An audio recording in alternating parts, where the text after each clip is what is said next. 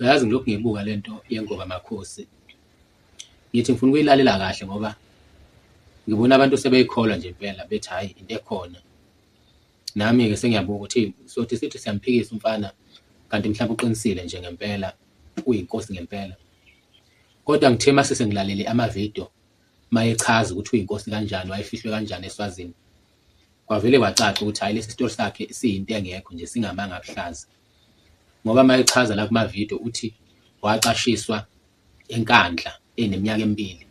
Kuthe mase seneminyaka ewu4 waseseqa enkandla esebalekela eSwazini. Uma umuntu nje ngempela unengqondo ephelele, awuyabona nje nawe ukuthi into engekho le. Ngeke kwazi ukuthi ingane ena4 iyeqe ihambe iziyofika eSwazini. Into ecacayo nje leyo ukuthi into engekho. Ngingeke-ke ngibale okuningi kodwa nje into engiyibukile mina indaba yalomfana ingikhumbuza indaba eyake yaxoxa omunye nje umshumayeli uthi lapha emndenini wakaShembe awuqali manje umbango wesikhundla ukuthi bebange ukuba woShembe.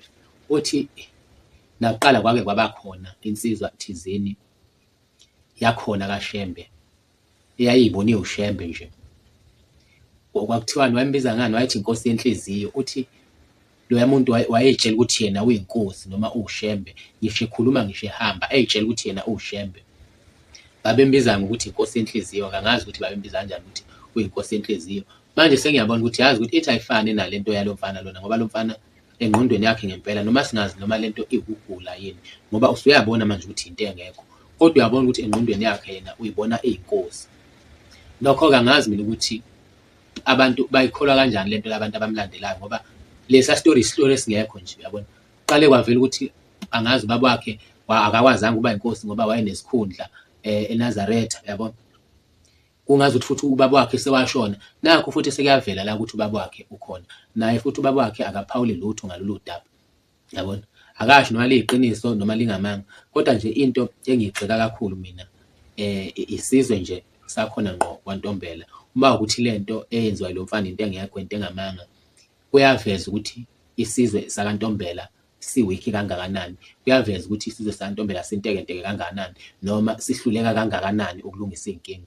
Ngoba akwazi ukuthi bengahlula nje ingane encane kanjeni, behlule nje ukuthi bediscipline ngoba phela lo mfana umfana omncane kabi lona. Angiboni nje ngempela ukuthi sebeyoze bevele emafonini bechaza into engekho, bethi umfana abamazi, sebehlele ibhojozi behlule nje ukuthi bemdiscipline nje umfana. Ngoba phela lento ukuthi udlalele ey'ntweni zobukhosi into enkulu kabi leyo. Ngiyacabanga nje ukuthi mina njengoba ngingwakaNgobese nje ngingasithathaphi nje isibindi sokuthi ngivele ngisuke nje ngiyothi ngiyinkosi.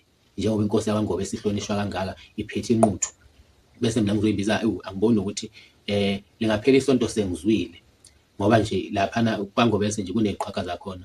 Ngeke umane nje uvele uyigcwanekele nje ngendlela othanda ngayo.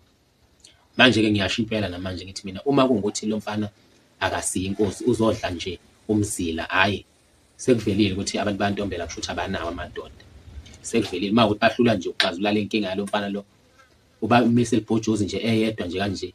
Uma ukuthi ngempela kungamanga lo mfana, hhayi ngoba nakho eyinkosi ingoba nje ezodla isikhundla ezobadlela umzila, hhayi kuyaphruva ngempela ukuthi isizwe sakaNtombela sintekenteke, ayikho nje indaba yazo. Kuthiwa inkosi iqhamukaphi bicashe ebusuku lesikhathi ingabonakali.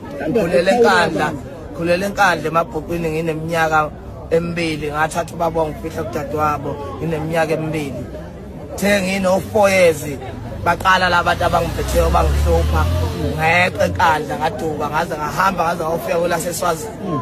Ngafike ngahlala khona ngakhulela khona ngafunda okuningi bengide